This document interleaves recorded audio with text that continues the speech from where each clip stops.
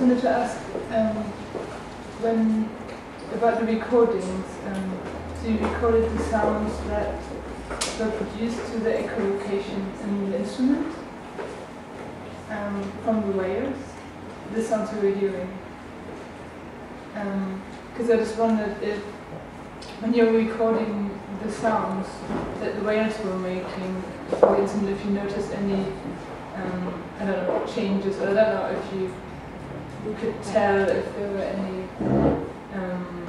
responses to the instrument, or if that's too, like, geographically too far away, or if there's, I don't know.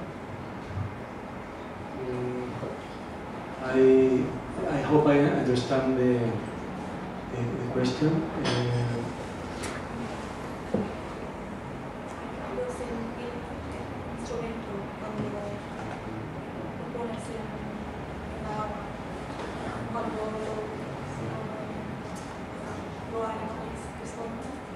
Yes, first of all, I would like to insist that the emission of our instruments is very subtle. It's under the noise, something that's called the zero level noise of the sea. They are very subtle. Recording of the instrument has to be with some means of piezoelectric sensors in the crystal of the instrument and sensitive microphones inside. The response of the whales and dolphins has been notorious in some experience, very notorious, very different in each case. One of our last experiences in very deep into the Baja California Gulf, we were trying to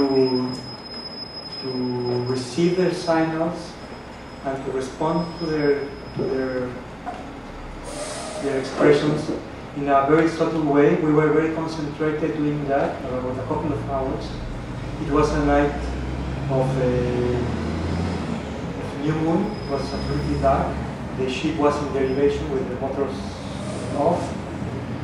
And then we suddenly discovered that we were absolutely surrounded by pilot whales and dolphins.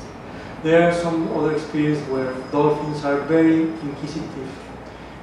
I told you that the experiment is called the Narcissus ship because these instruments are intended to be like mirrors. Your expression, your way to see, generates beauty. And on the other side, we can receive that beauty as music.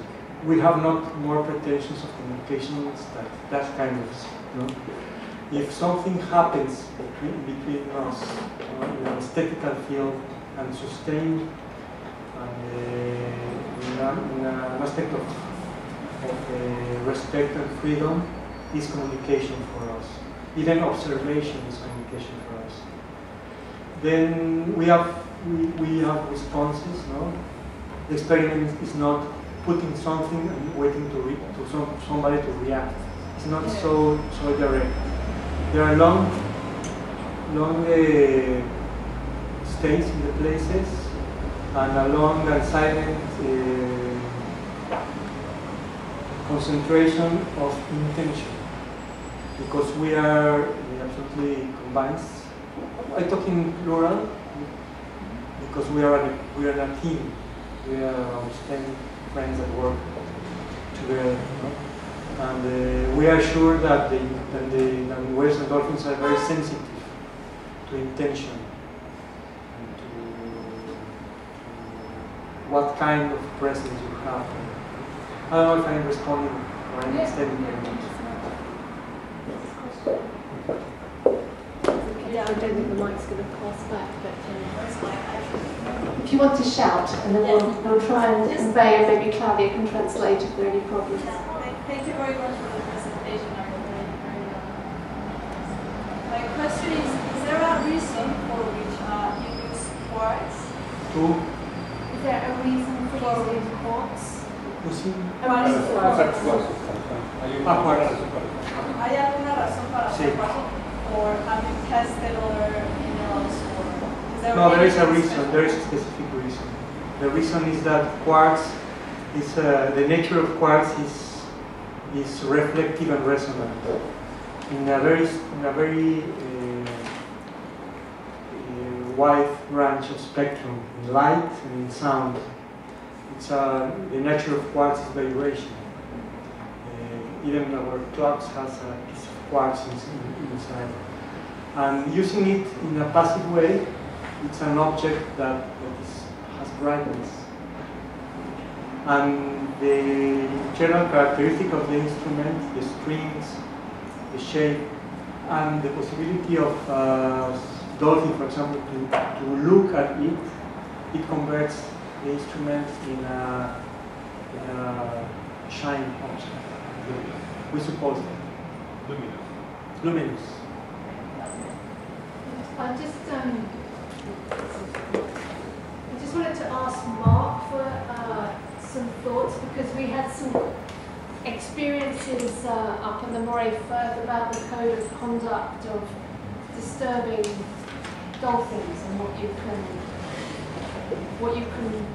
do or what you can't do. And I just wondered if you might say a few words about what the practice is around the UK in terms of what you're. If you want to interact with dolphins around the UK, if you want to go out close to photograph them for photo ID standards, you need to be licensed, and that's true in many parts of the world. And you need to have a license or a permit to do that. So I think some of this activity would have to be permitted, and that's probably true in the USA, for example. But I don't think that the sound sources that Ariel and his colleagues are thinking about are very loud noise sources. And it's very well established that many cetaceans will go to the things that they find interesting. They will go to noise sources, they will choose to go to noise sources. So I think we're in that category. And I did suggest to Ariel and Nicola earlier on that as you pursue this, it might be worth checking with some acousticians to see if there are any concerns that might lead to permit issues. I suspect not, but we do need to be careful.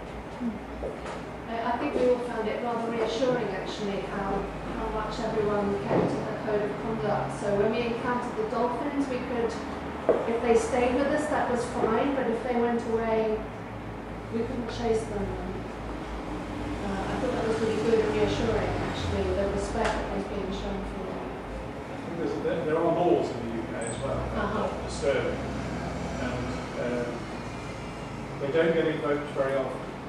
I think there's a general feeling that if the animal comes to you, you're probably not disturbing it. But again, you have to be a little bit careful, because if it's coming to you all the time, it's coming to you perhaps for fish, which is a problem that we have in some parts of the world. That could be disturbing its natural biology, and there have been court cases in the United States about that. But this is I think, a very different, very interesting area of activity, not I think in that way.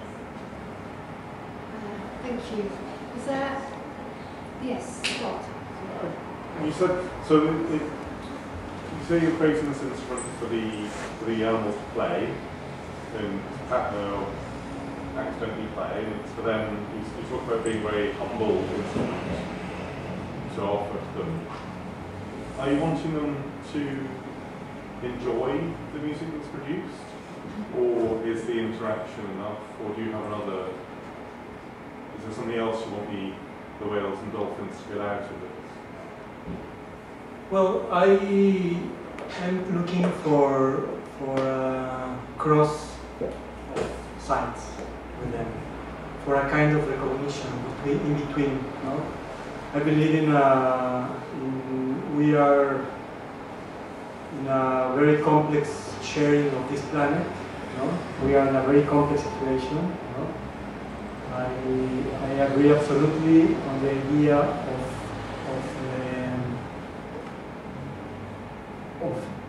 trying not to disturb them. But we are, as I said, in a very complex war.